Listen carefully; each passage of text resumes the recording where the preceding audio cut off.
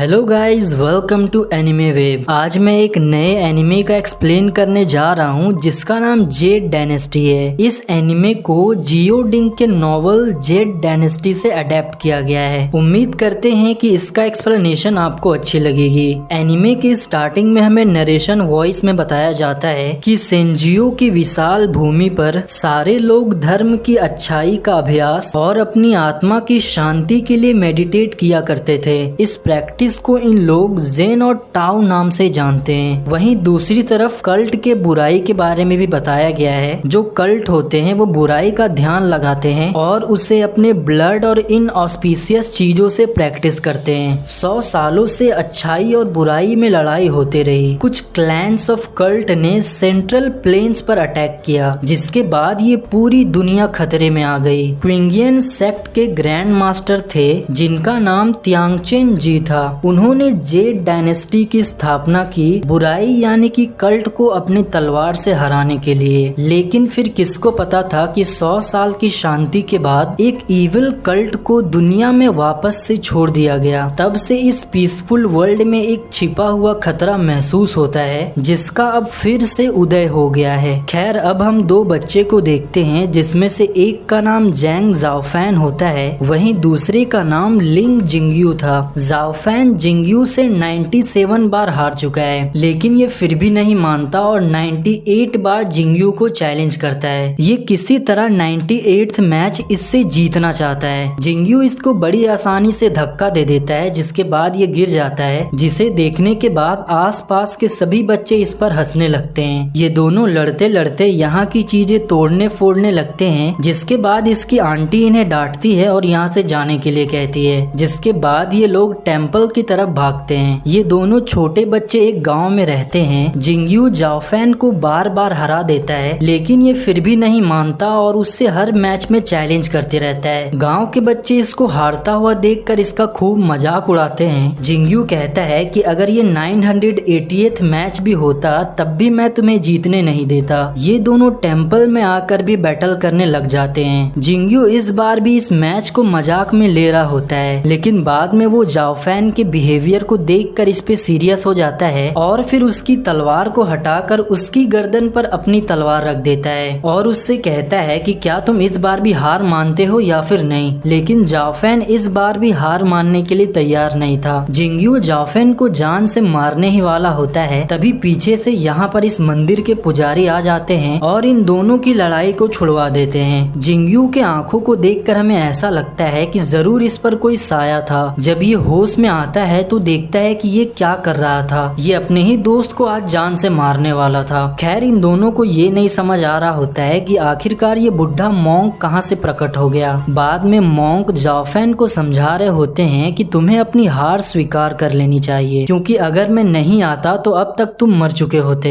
ये old monk की बातें इन दोनों को काफी अजीब लग रही होती है, इसीलिए ये दोनों यहाँ से भाग जाते हैं। आगे हम देखते हैं कि जाओफैन की मॉम इसको कुछ सामान कहीं पर ले जाने के लिए कहती है। क्योंकि मौसम खराब होता है तो इसकी मॉम कहती है कि तुम अपने पिता को भी अपने साथ लेके जाओ, लेकिन ये डिसाइड करता है कि ये यहाँ से अकेले जाएगा। अब मॉन्क जो टेम्पल में बैठे होते हैं उसे आसमान में कोई अनहोनी होने के संकेत दिखाई देते हैं। तभी हम अचानक देखते हैं कि गांव में एक काली शक्ति आ चुकी है। ये काली शक्ति जाओफैन को मारने के लिए जा ही रही होती है, तभी ओल्ड मॉन्क बीच में आते हैं और उसको बचा लेते हैं। मॉन्क काली शक्ति को डांटते हुए कहता है कि इस बच्चे ने तुम्हारा क्या बिगाड़ा है, तुम इसे क्यों मारना चाहते हो। तभी वो काली शक्ति मॉन्क पर अटैक करती है, लेकिन ये उसको अपनी टेक्निक से रोक लेते हैं। आगे वो काली शक्ति अब अपने असली रूप में आ जाती है। अब इन दोनों के बीच hand to hand battle combat fight शुरू हो जाती है, जिसमें ये मॉन्क उस बुरे आदमी को बड़ी आसानी से हरा रहे होते हैं। अब वो आदमी अपने इविल पावर्स को यूज करने लगता है। उसे देखकर ओल्ड मॉन्क को काफी ज्यादा गुस्सा आ जाता है और उससे कह रहे होते हैं कि तुम बुरी ताकतों को कैसे प्रैक्टिस कर सकते हो। वो आदमी जिस इविल पावर को प्रैक्टिस कर रहा होता है उसका नाम होता है ब्लड पॉइजनस पताका। लेकिन मॉन्क भी अब पीछे हटने वाला नहीं था। ये भी अपने आइकॉनिक पावर को प्रैक्टिस में लाता है, लेकिन डार्क पावर बहुत ही ज्यादा पावरफुल होती है। वो इस मॉन्क के शील्ड को तोड़कर इस पर हमला करती है। दोस्तों, इस मॉन्क का नाम फूजी होता है और ये आदमी स्पेशल इसी के लिए आया था। फूजी अब कमजोर पड़ने लग जाते हैं। ये आदमी इनको एक पंच मार के दूर फेंक देता है और कहता है कि अगर वो चीज मुझे दे दोगे तो मैं तुम्हें नहीं मारूंगा। मोंग फीजू कहते हैं कि मुझे पहले ही समझ जाना चाहिए था कि तुम उसके पीछे पड़े हो। अब ये इविल मैन सबसे पावरफुल टेक्निक को प्रैक्टिस करने लगता है इस मोंग को मारने के लिए, लेकिन तभी ये खड़े होकर अपने सबसे बेस्ट फॉर्मेशन को क्रिएट करते हैं और अपने एक एक हैंड को इविल मैन की तरफ फेंकने लगते हैं। चारों तरफ तबाही सी मच जाती है और वो बुरा आदमी दूर हो जाता है। उस फॉर्मेशन के आगे इस बुरे आदमी का कोई बस नहीं चल पाता, बट ये कहता है कि तुमने मेरे किंग ऑफ पॉइजन ब्लड को डिफेंड करने की कोशिश की है, अब तुम जिंदा नहीं बचोगे। जिस पर मोंग फूजू कहते हैं कि भले ही मैं आज मर जाऊं, उससे पहले मैं तुम्हें मार के रहूंगा। फिर ये इविल मैन छत पर चढ़कर अपनी तलवार निकालता है और फिर कुछ मिस्टीरियस मैजिक परफॉर्म करने लगता है, जिसमें से आसमान से बिजलियां निकलकर उसमें समा रही होती है। ओल्ड मोंग इस मिस्टीरियस पावर को देखकर काफी हैरान हो जाते हैं। जाओ फैन भी ये सारी चीजें देखकर काफी डर रहा होता है। उसके बाद फिर इन दोनों के बीच में फाइट स्टार्ट होती है। वो इविल मैन मोंग पर फिर से हमला करने आता है, बट वो इनको नहीं मार पाता क्योंकि ये अपने आसपास एक डिवाइन सील्ड का फॉर्मेशन कर लेते हैं। जिसके बाद बुरी शक्ति हार जाती है और वो इंसान जाते जाते कहता है कि वो दोबारा जरूर आएगा। लड़ाई के बाद मोंग काफी ज्यादा घायल हो चुके थे, इनके मुंह से खून निकल रहा होता है। लड़ाई से हुई तबाही के कारण ये दोनों बच्चे बेहोश हो जाते हैं, जिसके बाद ये दोनों को एक पेड़ के सामने लाके बैठा देता है। लेकिन तभी अचानक ये अपने हाथ में नोटिस करते हैं कि उस बुरे इंसान ने अपने पावर से इनके शरीर के अंदर जहर घोल दिया था और अब 3 दिन के अंदर ही इनका डेथ कंफर्म है, मतलब कि ये 3 दिन के बाद मरने वाले हैं। उसके बाद ये जाओफैन के नब्ज को चेक करते हैं और उसको ठीक करने की कोशिश में लग जाते हैं। इसको जैसे ही होश आता है वो इधर उधर देखने लगता है। मोंग इससे कहता है कि तुम चिंता मत करो, तुम्हारा दोस्त भी बहुत जल्दी ठीक हो जाएगा और सुबह तुम लोग दोनों एक साथ उठोगे। लेकिन फिर ये बाद में पूछते हैं कि इतने खराब मौसम में तुम लोग दोनों यहाँ क्या कर रहे हो? तो जाओफैन कहता है कि मैं आपको यहाँ खाना देने के लिए आया था। ये सुनकर मोंग काफी खुश हो जाता है और कहने लगता है कि मैं समझ गया, ये सब भगवान की इच्छा से ही हो रहा है, ऐसा होने वाला है, ये पहले ही भाग्य में लिखा जा चुका था। फिर ये कहते हैं कि मेरे पास एक प्रैक्टिस अप्रोच है, छोटे बच्चे क्या तुम उसे सीखना चाहोगे? जाओफैन ने इस प्रैक्टिस अप्रोच के बारे में कभी नहीं सुना था, इसीलिए ये मोंग से पूछता है कि आखिर वो क्या है। तो ये बताते हैं कि ये एक ब्रीदिंग टेक्निक है जो तुमको स्ट्रॉन्गर बनाएगा। ताकतवर का नाम सुनते ही जाओफैन काफी एक्साइटेड हो जाता है। तभी मोंग कहता है कि तुम्हें मुझे कुछ प्रॉमिस करना होगा, जो मैं तुम्हें सिखाऊंगा उसके बारे में तुम किसी को भी कुछ नहीं बताओगे, यहाँ तक कि उसको भी नहीं जो तुम्हारे सबसे करीब है। जाओफैन मोंग के सारे शर्तों को मान जाता है। ये फिर कहते हैं कि तुम्हें उसे हर दिन प्रैक्टिस करना होगा, लेकिन किसी के भी सामने नहीं, तुम सिर्फ रात में ही उसे प्रैक्टिस कर सकते हो।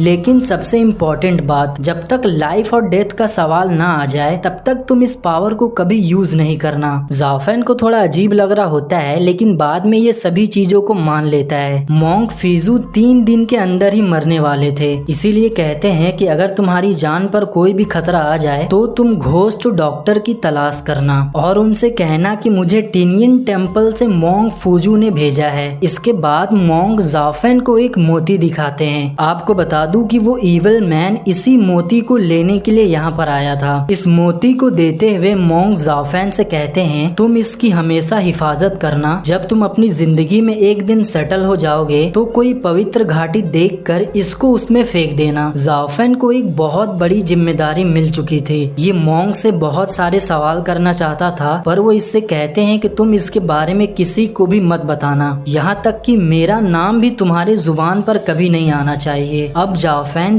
3 बार नील डाउन करता है और इस ओल्ड मोंग को अपना मास्टर मान लेता है। इसके बाद इसके मास्टर इसको अपने पीछे लेके चल देते हैं। अगली सुबह जब जिंग्यू की आंखें खुलती है तो ये काफी हैरान दिख रहा होता है। चारों तरफ इसको सिर्फ शांति ही शांति महसूस हो रहा होता है और फिर बाद में ये जाओफैन को नींद से उठाता है। जाओफैन उठते ही सबसे पहले अपने मास्टर फूजू का नाम लेता है, लेकिन जिंग्यू को समझ नहीं आ रहा होता है कि आखिर ये किस मास्टर के बारे में बात कर रहा है। ये दोनों फिर गांव की तरफ जाने लगते हैं, लेकिन वहाँ इन लोगों को चारों तरफ सिर्फ तबाही ही तबाही नजर आ रही होती है। ये दोनों दौड़ते हुए अपने अंकल की तरफ जाते हैं, जो काफी परेशान और घबराए हुए दिख रहे रहे थे। इसके अंकल इतने डरे हुए होते हैं कि इनके मुंह से सिर्फ एक ही वर्ड निकल रहा होता है, घोस्ट आर एवरीवेयर, मतलब कि चारों तरफ भूत है। जाओफैन अब अपने गांव के तरफ अंदर भागता है जहां चारों तरफ इसको सिर्फ लाशें ही लाशें नजर आ रही होती है। और दोस्तों इसी के साथ इस एपिसोड का दी एंड हो जाता है। मिलते हैं इसके अगले एपिसोड में।